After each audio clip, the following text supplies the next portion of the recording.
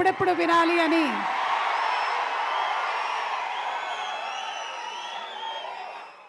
కొంతమంది మాటలు మనం ఎప్పుడెప్పుడు వినాలి అని ఎదురు చూస్తూ ఉంటాము. ఆ మాటల్లో నుంచి మనం ఏం నేర్చుకోవచ్చు అని కూడా ఎదురు చూస్తూ ఉంటాము.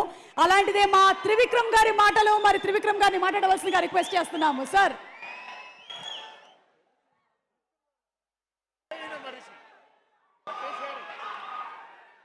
అందరికీ నమస్కారం. ముందు congratulations to Mad Square team, యాక్టర్లకి, టెక్నీషియన్లకి, అందరికీ పేరు పేరున.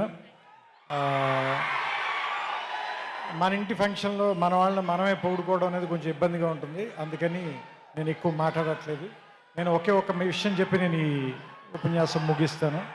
నాకు ఇందా నుంచి జై ఎన్టీఆర్ జై ఎన్టీఆర్ అని చూస్తూ ఉంటే JAINT జైంట్ గుర్తొస్తుంది. So he's a giant. So అలాంటి జైంట్ చేతికి ఈ చిన్ని మైక్ని ఇచ్చేద్దాం. అందరూ అతనే మాట్లాడతాడో విందాం.